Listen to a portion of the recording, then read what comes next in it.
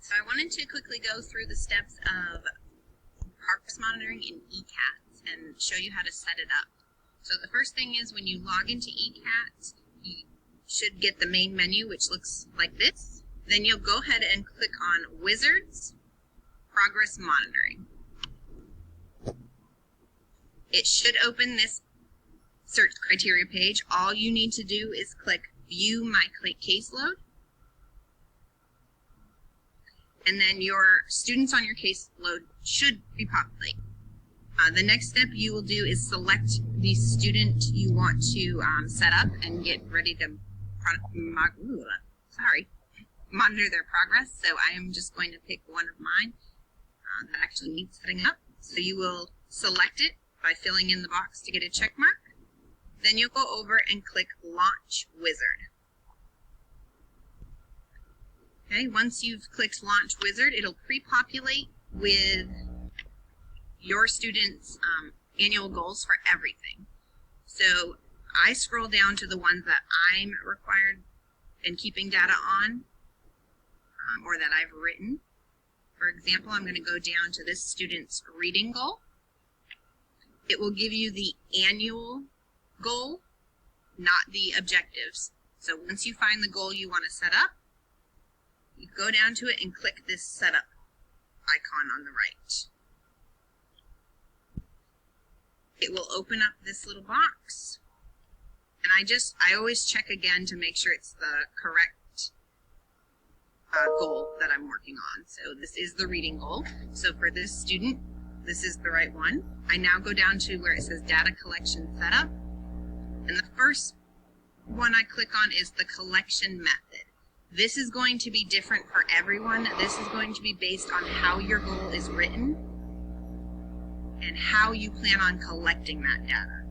So it's going to vary, again, by how your goal is written and how you're going to collect the data, as well as the students, what fits best for that student. In my case, again, yours may be different. I use trial recording for the way this goal is written, and it works for this student. The next one you need to fill in is measure type. I use number because I haven't had success with percentages, so I use number. But again, it might look different based on what you chose for the collection method. So after I select that, I need to then choose a response key. Again, I use numeric because I do mine without prompts. It's either they got it or they didn't, and I end up with a either 4 out of 5, 3 out of 5, etc. So I do number, then numeric. That's all you need to change in that part. They asked us to leave the rest of this alone. So you now have the main data collection set up, ready to go. But again, that is for your annual goal. So you now need to add your objectives. Fill that in. You click the plus sign over here on the right that says Add Objective. And this box should pop up. Where it says Skill Behavior Step, this is when you're putting in your individual objectives underneath. You have only so many characters to type, so I summarize it to what makes sense to me, because I'm going to read this and I'm going to need to know what objective that went with, and I can't fit in the whole objective. So for example, this student's one of the objectives is answering comprehension questions such as who, what, where from a field of 3 picture cards. So I just type in, for me, because it makes sense, who, what, where questions. And then I always put field, FO3, field of 3. That way I remember when I see this, okay, this goes with the objective, his comprehension questions. You can write a little more if there's certain things you need to remember about it down here. I don't. So then you need to put in what's called the sequence. So you're going to have more than one objective, and you might have them in a certain order you do. So for example, this is the first one that I always collect data on, so you're going to put 1. Then you click Save. Okay, so now I have one of my objectives, And I have, for this case, I have 3. So I need to add my next one. So I'd go back and click Add Objective. My next one, this student is listening to a teacher letter sound, single sound, and then identifying the correct letter for the sound. So I'm going to summarize it by saying, listen to teacher given sound ID blah. Because again, you only have so many characters, and I will know what that means. But again, I could have written down here, actually I probably will, that it is from a field of 3 as well. And this is my second objective, so I'm going to type a 2 here. Okay, so then I click Save. So as you can see here, I have my 1 and 2 objectives, and like I said, this one I have 3, so I'm going to click Add Objective. And the last one is given CVC words. The student is to say the sounds for each letter. So given CVC words, and then I might just write student says sound. That's not even global. So then this is my third objective, so sequence would be 3. Click Save, and then you can check down here. Now I have all 3 objectives. So I have finished setting up, so then I need to click Save again.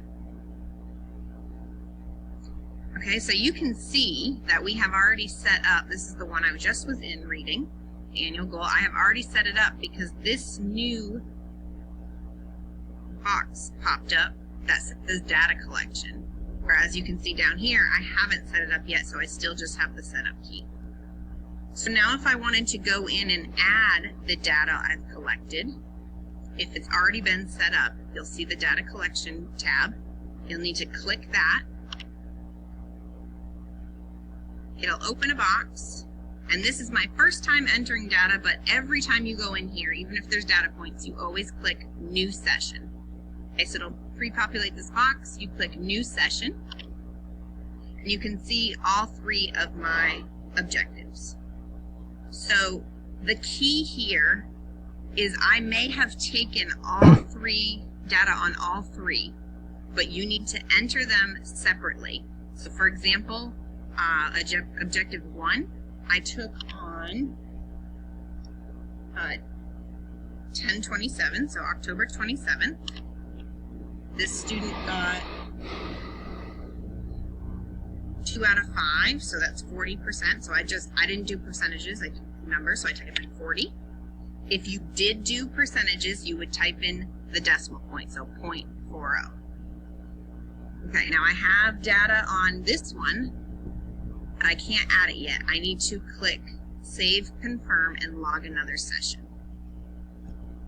Okay, so I also on the 27th took data for the given single letter sound, and he had to be the correct letter. So I put in that same date, the 27th. I type in the amount he got correct, so it is percentages, but I'm doing whole number.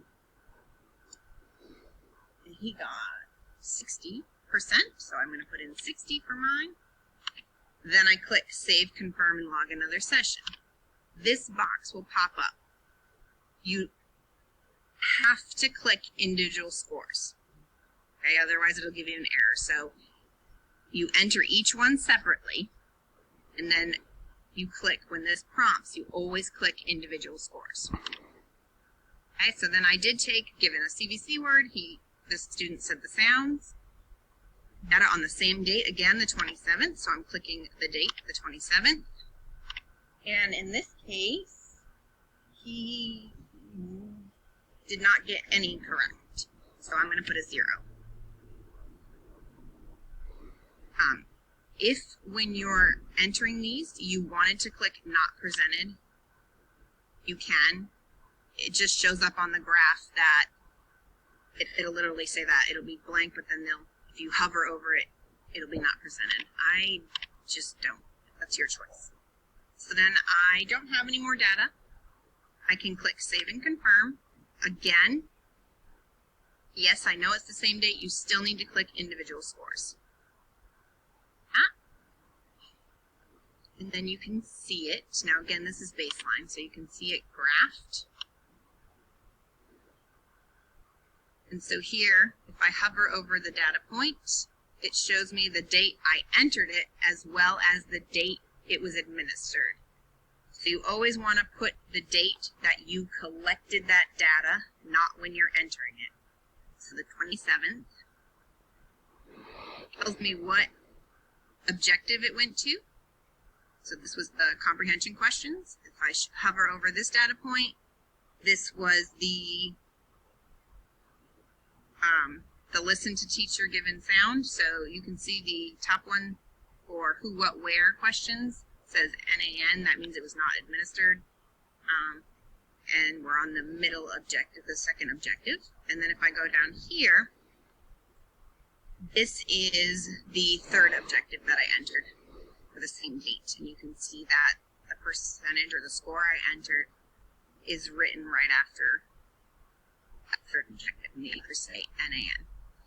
Your graph is going to look funny, especially once you have more data, because this was made for benchmarks, not objectives. And so your graph is going to look all crazy and wonky because on one objective they might be, mastering it or on a trend line, but then you have to remember you have all the other ones in here. So it is going to look crazy. Let's look at the overall trend line. All right, so you can click close. And then I just wanted to show you that, say I did all these goals for this particular student. If you want to go back and now enter data for a different student, you're going to go and click back to students. Make this smaller. So as you can see, it takes you to a blank screen. Sometimes that happens, sometimes it brings you back to your students, but if it takes you to the blank screen, you just hover over wizards and start over. Click, oh, now it's loaded. Click first monitoring. And this will come up, view my caseload. And now I just select the next student I want to work on. So you always select what student by clicking in the box and going back to Launch Wizard. After you've done all that, you should be good to go to put in data. And again, just remember that your graph is going to look funny. It's going to be all over the place, but I think that makes sense. It should make sense to everyone, and if they need any one-on-one support, they can always reach out for any help with any particular kids on their caseload. But I think that what you showed makes sense and is a really good picture of what data collection in ECATS looks like. So thank you very much, Tamara, for sharing your work with us. You are welcome. All right, folks, if you have any questions for how to collect data in ECATS, please reach out to me or reach out to Tamara, and we will help you get on track. All right.